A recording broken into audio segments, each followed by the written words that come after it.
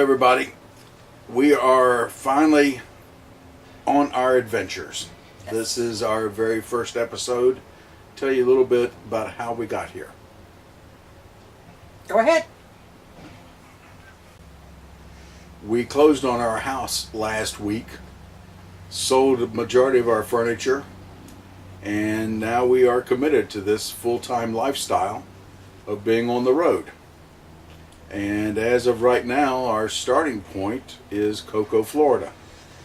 We are here for about a month to let some of the weather up north calm down before we head out of here.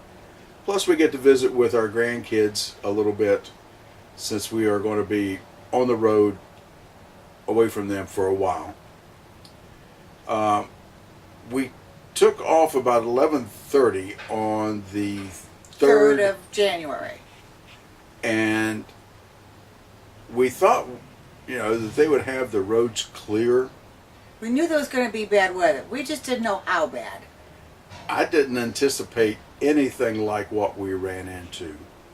We hit a little bit of snow flurries on I-26 about Orangeburg, just before you get to I-95.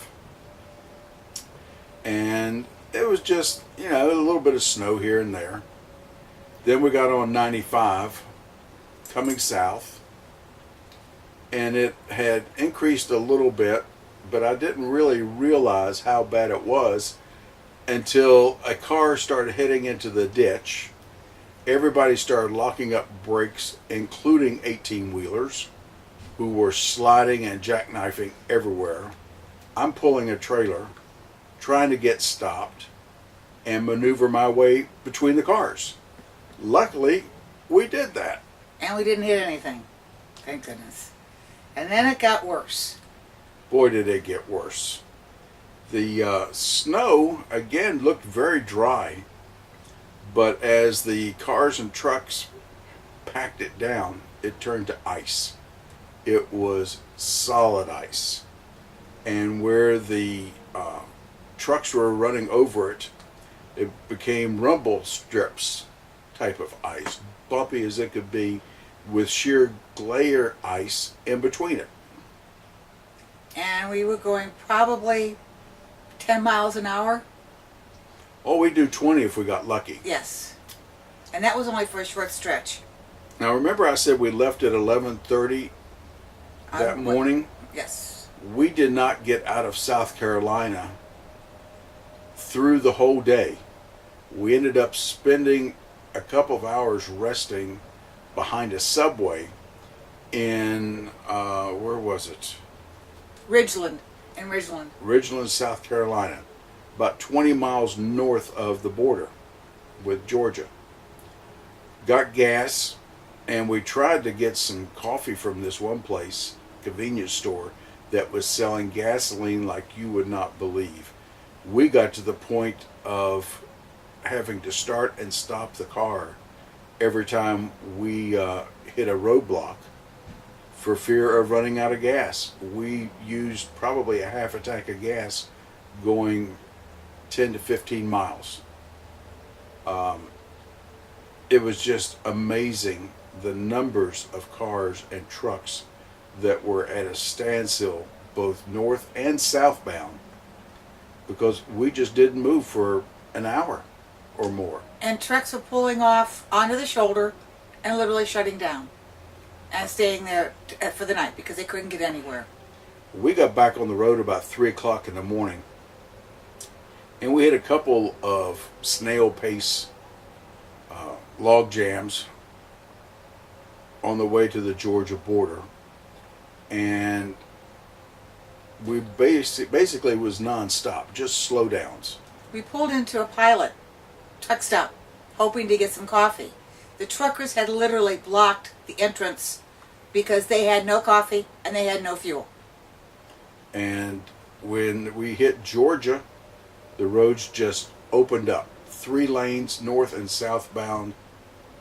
Beautiful. Little to no ice or snow or anything on them. And we were finally able to come south. We got into Cocoa, which is normally an 8-hour trip for us. at 12:30, 1 o'clock on Thursday. So it took us approximately 25 hours to go 8.5. and it was just unbelievable. We met some people that were going north. They had left Orlando about the same time that we left Greenville, and we met in Ridgeland. They said that it was just terrible coming north, yet they still had to go all the way up I-95, which was A parking lot. all the way to New York and Canada. I really felt sorry for those folks. Kept them in our thoughts the whole trip. We've had many people ask us, where are we going? What are we going to do? And our usual answer is everywhere and anything. We have really no set itinerary other than leaving here toward the end of the month. Going back to Greenville for a week. We have tickets for a musical there, and we don't want to give them up. No. Come back south, and we have a motor coach gathering in Lakeland that we will be attending. We have reservations there. Then we have another get-together in Fort Walton Beach the second week of February. Then we head west, US 90, I-10, and all along the way stopping wherever to see whatever, and maybe take a month to get to Utah. Well, yeah, we've got some friends and family we want to see in Arizona, California. Stop and see them. Maybe one in Texas. Maybe one in Texas. Who's in Texas? I thought you had relatives in Texas. I don't think so. We'll find out. We'll find out. I've got them everywhere. But then I do have some family up in Colorado we want to see. I'd like to see. So we've got a lot of places to stop on our way to wherever. Stay tuned to our channel on YouTube, or keep up with us on Facebook so you can follow our adventures. First off, we're going to take you down to Melbourne, the old city, then out toward the beach and back up through Cocoa Beach. Then we might meander out to Port Canaveral, show you a little bit of the port and all the ships at sea there. So even though we are going to be here for a few weeks, there's plenty to see and do. We might even head out to Kennedy Space Center and take a look at Atlantis. So stay tuned with us, and we hope that you enjoy our adventures, and if so, you will... Please subscribe below and follow us on Facebook and YouTube. And tell your friends about us. And tell your friends. Y'all have a great day. Bye now.